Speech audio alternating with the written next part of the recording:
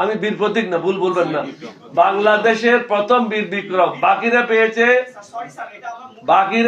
1972 সালের মার্চ মাসে, যুদ্ধকালীন সময়ে আমি একমাত্র বীর বিক্রম। হ্যাঁ বলেন। আপনি বাংলাদেশের মানুষের স্বাধীন চেতা মানুষের জন্য একটা আশা আকাঙ্ক্ষা স্থান।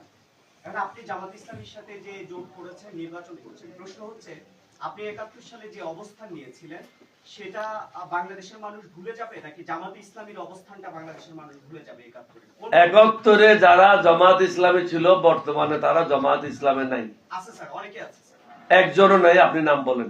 স্যার যে মানে যারা এখন ওটার নাম বলেন, আপনি নাম বলেন, একটা নাম বলেন যে এই নেতাটা এই যে যাকে এই যে সদ্য 5 আগস্টের পরে যিনি ছাড়া পেয়েছেন তিনি 71 সালে নেতা ছিলেন। আমার মনে হয় এই ধরনের কোন নেতা আমি জানি না। আপনাকে এটা বলতে চাই, যেহেতু আপনি কথাটা উঠেছেন, এটা স্পষ্টভাবে বলা উচিত।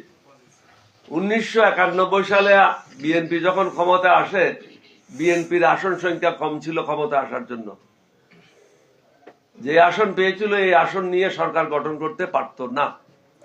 জামাত ইসলামের সাহায্য নিয়ে তখন সরকার গঠন হয়েছিল। তখন তো জামাত ইসলামের গায়ে গন্ধ ছিল না। আপনি কথা শুনে নেন, সব উত্তর দিয়ে দেব। তখন তো জামাত ইসলামের গায়ে কোনো গন্ধ ছিল না। এরশাদ বিরোধী আন্দোলনে 3টা জোট ছিল। একটা ছিল 7 দলীয় ঐক্য জোট। প্রথম যখন গঠিত হয়, এটা চেয়ারম্যান ছিলাম আমি 7 দলীয় ঐক্য জোটের। বিএনপির ছিল 14 দলীয় ঐক্য জোট, জামাত একটা আলাদা জোট। এই 3টা জোটের মধ্যে নিয়মিত মিটিং হতো। 3টা জোটে একসাথে মিলে এরশাদের বিরুদ্ধে আমরা আন্দোলন করেছি। তখন তো জামাতের গায়ে থেকে কোনো গন্ধ বাইরে নেই।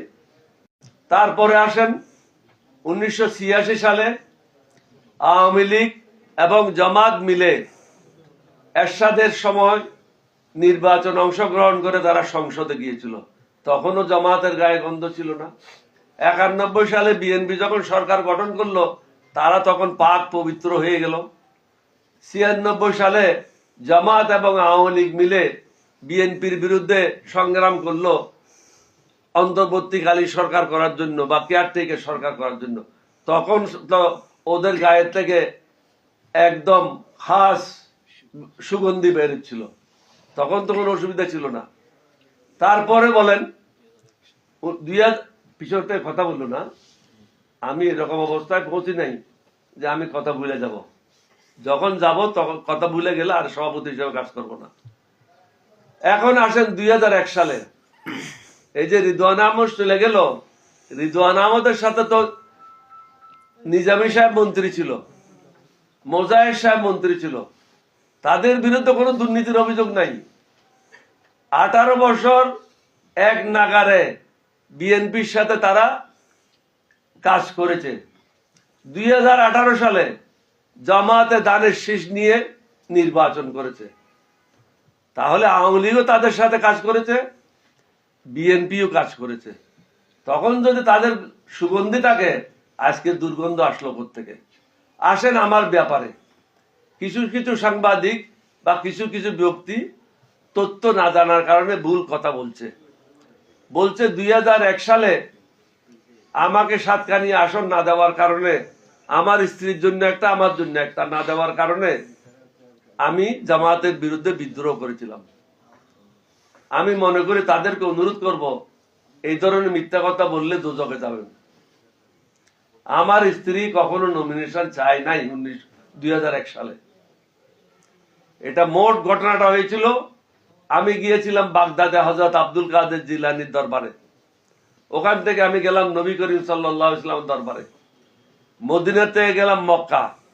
মক্কা থেকে ঢাকায় যখন অবতরণ করি, তখন দেখি চট্টগ্রাম 15 আসন বর্তমানে যেটা আছে সাতকানিয়া লোহাগাড়া, এটা জামাতকে দেওয়া হয়েছে। আমি হঠাৎ আশ্চর্য হলাম। বিএনপি সরকার গঠন করতে পারে না 96 সালে, কারণ বিএনপির 28 জন মন্ত্রী নির্বাচনে জয়লাভ করতে পারে নাই। অথচ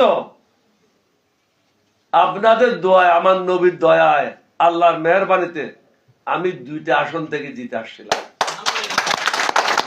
যেখানে 28 জন মন্ত্রী হারে গেছে সেখানে আমি 2টা আসনে জিতে আসছিলাম। আসার পর আমি চিন্তা করলাম কোন আসনটা রাখবো, কোন আসনটা ছেড়ে দেব। এখন আমি চিন্তা করলাম যদি সাতকানিয়া লোহাগাড়া আসন ছেড়ে দিই, এটা জামায়াতে নিয়ে নেবে, বিএনপির আর কারো পক্ষে এই আসন পাওয়া সম্ভব হবে না। এবং চন্দনাইশটা যদি আমি অন্য কাকেও দিই, এটা নিরাপদ হবে না। তখন আমি আমার স্ত্রীকে রাজি করাইলাম, তুমি শুধু একটা দস্তখত করো, মাঝে মাঝে শুধু আমার সাথে সংসদে যাবে, আর কোনো কিছু করতে হবে না। বাকি কাজ সংসদ সদস্য হিসাবে তোমার যেটা দস্তখত করার কথা, আমি তোমার প্রাইভেট সেক্রেটারি হিসাবে কাজ করে তোমার কাছে নিয়ে আসবো, তুমি শুধু দস্তখত করে দিবা। কিন্তু জনসমক্ষে তোমার যাওয়ার কোনো প্রয়োজন নেই। তাহলে দেখেন বিএনপির দুর্দিনে আমি সব সময় কাজে আসছি, আজকে যখন সুদিন আসছে আমার কোনো প্রয়োজন নেই, এটা তো হয় না। আমার ওখানে প্রশ্নটা ছিল, প্রয়োজন হলে আমি বিএনপির জন্য 2টা আসন ছেড়ে দেব। যে মুক্তিযোদ্ধা জীবন দিতে পারে তার জন্য আসন কি বড় কথা? আপনি কি মনে করেন সেটা? ক্যাপ্টেন অলি সবচেয়ে প্রথমে বিদ্রোহ করেছিল, আর কেউ না। আপনাদের জন্য জীবন দিতে গিয়েছিল এই ক্যাপ্টেন অলি। কোন মায়ের ছেলে উঠে বলো আমার কাছে ডকুমেন্ট আছে, আমি এমনি কথা বলি না। আপনারা যদি ডকুমেন্ট চান, অরিজিনাল ডকুমেন্ট প্রেসিডেন্ট জিয়ার হাতে লেখা আছে।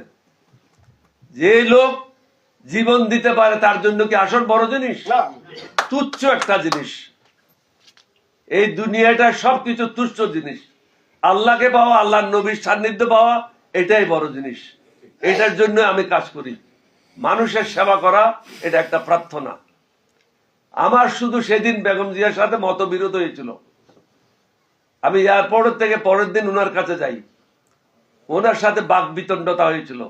আমি ওনাকে বলেছিলাম প্রয়োজন বোধে আপনি আমার থেকে 2টাই আসন নিয়ে যাবেন সমঝোতার জন্য যদি প্রয়োজন পড়ে, কিন্তু আমাকে তো একবার জিজ্ঞাসা করবেন।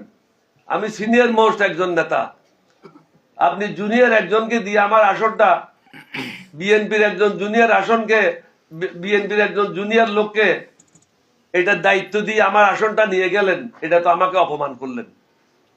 আপনি যদি আমাকে বলতেন আমি সাতকানিয়া লোহাগাড়া ছেড়ে দেব, কোনো অসুবিধা নেই।